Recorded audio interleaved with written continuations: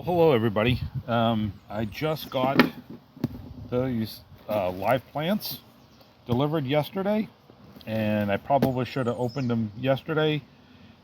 Whenever you get live plants, you always want to open them up and find out what the nursery or the shipper. Okay, fellow nurses, phlebotomists, or anybody else who goes searching for veins, stop oogling my veins. Leave them alone. In general wants you to do with them. So, what I got, uh, what I requested and paid for was asparagus crowns, Millennium asparagus crowns, and two varieties of June-bearing strawberries, and they're Sonata and Cabot. So let's open this up and see what you find. Norse is a New England company. They're located in Whately, Massachusetts, and I have had exceptional results with them for everything I've ever bought.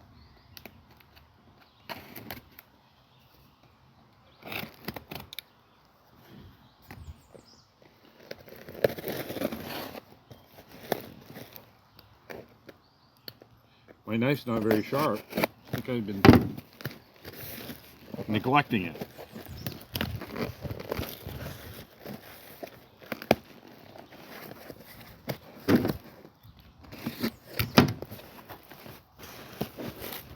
All right, so I can see the strawberry plants. And here's the invoice, and 50 Millennium and 75 each of the two strawberries. I'm a certified organic producer, so I can't use this. This is Agrigel. I believe you mix this with water and to help, but this is not permitted for my purposes. So every 25, they used to anyway, every 25, you would get a little marker.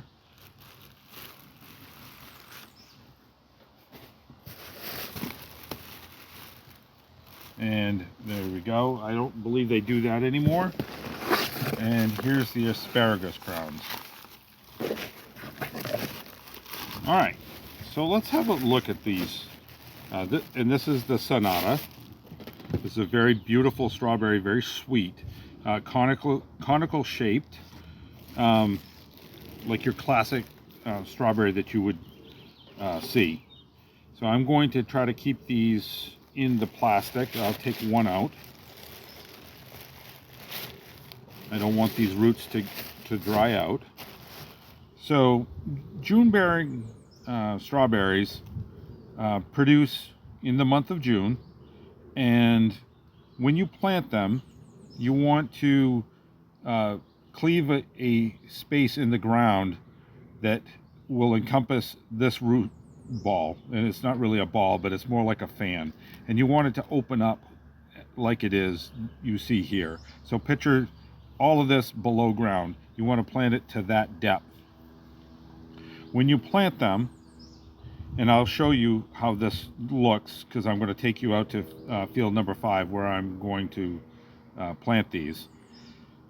You want to place them about 12 inches apart from each other, and that can be done in a zigzag pattern. So picture a row of plants. So they should be up on a raised row, and you can see how from left to right that could be 12 inches apart, but you could also do it diagonally. So you've got this plateau of a raised row, and you could go 12 inches apart from each one of these. So when they start to grow, they will send off what is known as a daughter plant. And you should take 2 daughter plants at the most and let them set runners. So if one of your plants I'm not sure if you can see any runners coming off from here. This is most likely a runner from another year establishing this one. So it will shoot off a stem like this. You let it go off and it will look exactly like this. And then you place that in the soil, and you can do up to 2 for each one of these mother plants. And any blossoms that occur in your first planting year, you need to clip, because you want the plant to put all the energy into its establishment. And for mulching, when I called Norse yesterday, I have all kinds of wood chips and sawdust. As a certified grower, straw is very expensive to get that is organic. And so I was hoping that I could use some of what I have on hand, my wood chips and sawdust. Regrettably, they said it doesn't perform as well as straw. So I don't really need to get it until wintertime in the fall. And in the fall, you want to cover the plant completely with straw. And they generally recommend a 10-10-10 fertilizer to fertilize these when you plant them. And I will utilize what I make, and I'll show you. This is something that I have made. It is a combination of 3 approved organic granulated fertilizers. Now, the reason I happen to pick these 3. There are many different types of organic fertilizers that you can use. This is the darker is blood meal, and the lighter flecks is bone meal, and the finer grain that you see is called green sand. So the bone meal has some phosphate in it. Actually, it has mostly phosphate with some nitrogen. The blood meal is completely pure nitrogen, and the green sand is potassium. So I've come up with a ratio and proportion due to with the percentages, and I mix this up to that to get a 10-10-10. But you could mix it any way you want. This is sort of an aside for the planting of the strawberries, but these are all approved fertilizers that you can use in an organic system, and they're easy to apply because it's granulated. You can just sift that into the with each plant that you put in. So let's now go out to the field and show you how I create a bed, and I use my tractor, and it's the easiest way that I have found in multiple attempts of trying to make a raised row by myself. So let's go. I think I'm going to need. I need a hoe, probably a spade, this to drive in stakes or step a line, and I have my plants with the fertilizer. These buckets here are for water because you want to water in your transplants. So let's get going.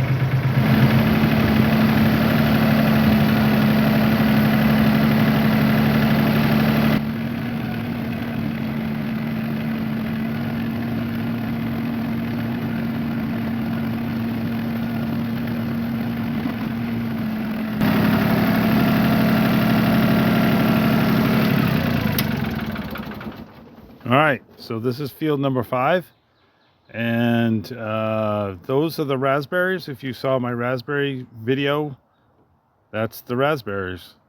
I'm going to grab dirt from the right side of the line and back drag it into the line, and then pick the bucket up and go on the other side of the line and push. And I'm just going to keep doing that all the way down through here. Okay?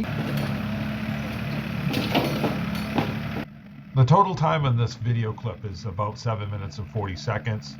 And I sped it up until we get closer to, the tractor gets closer to the camera, so you can see the detail of what I'm doing. But that just gives you a little bit of perspective of how long this took and the ease of doing this.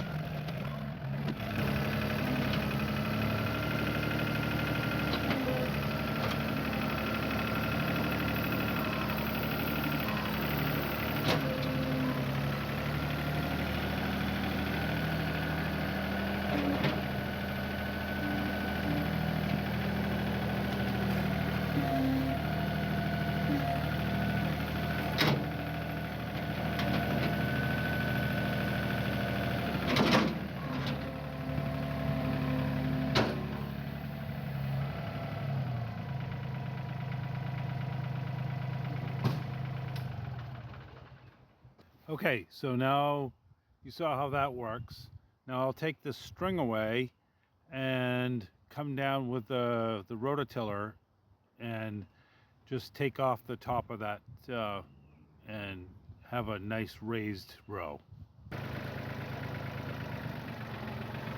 If you wonder why I'm backing down the row rather than coming in from the other end, I don't have enough space to maneuver the tractor around that raspberry row. And if I came in from either side, I would squash down that raised row that I had just made with the tractor wheels. If you have plenty of space, you could come from either end and just do what you're going to see here.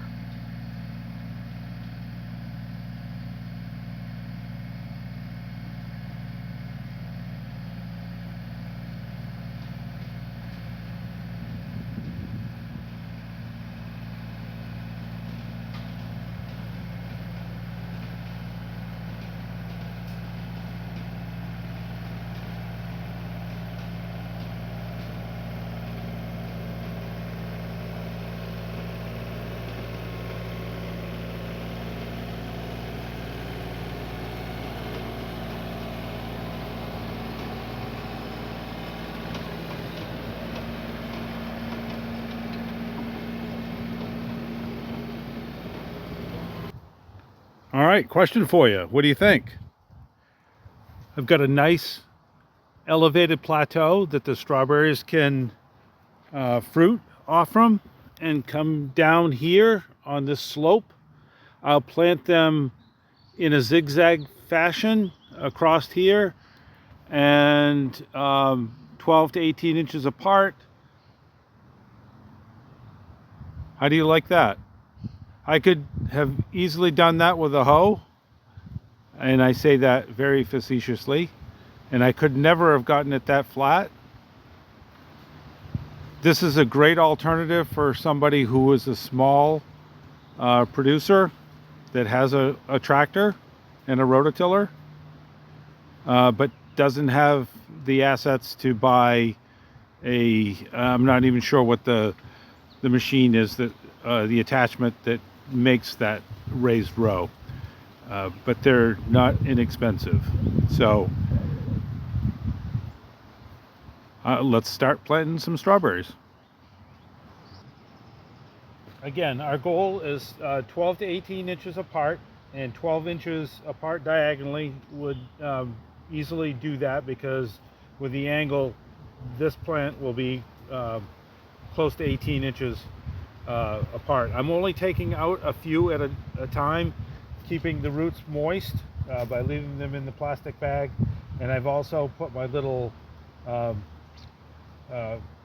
species marker here at the end. So this is going to be an indispensable tool. You can use a digging spade like this for multiple. They do make a specific tool for planting strawberries. Again, it's not something that you need to have, but you want to make sure you can get a nice opening for this root material. Some of these have really long roots. They can double up and fold up a little bit, but you want to make sure that it's down at least to that depth.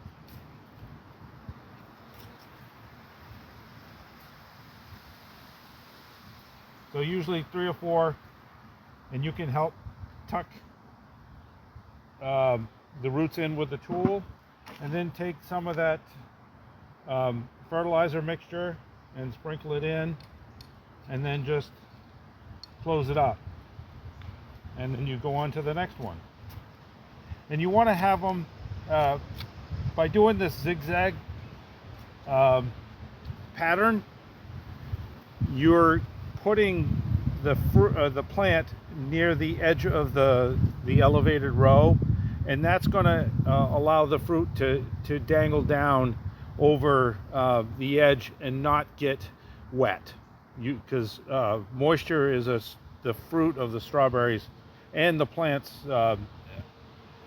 enemy, because it causes rot.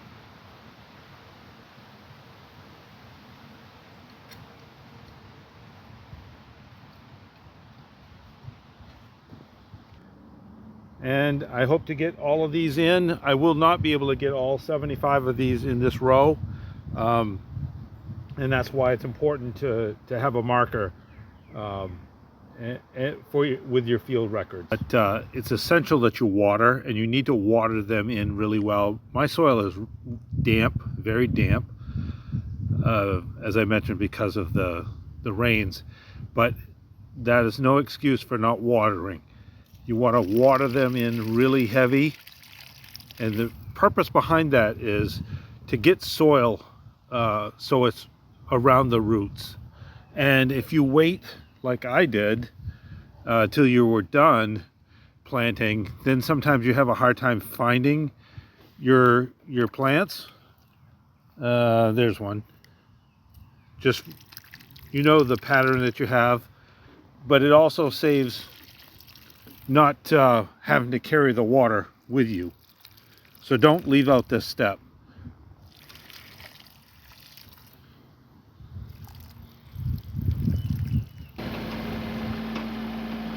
Subsequent rows can be made about 4 feet apart. You can do this all at once, or use it as a way to break up the tasks of planting and row establishment.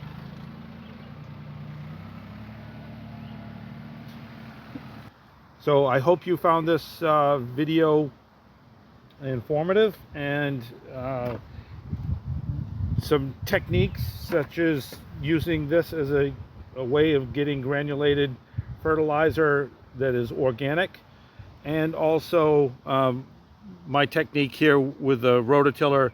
If you have a small farm with a small operation like I do, and you're by yourself, this is a very time saving thing. So please consider subscribing to the channel. Please like this if you liked it, and I have all kinds of content, not just farming and trees and that kind of stuff. The professor, my wife, and I, we like to travel, and we have all kinds of travel videos, and I have all kinds of drone stuff out there. So please have a look around, and I would really appreciate just checking out the channel. Thank you.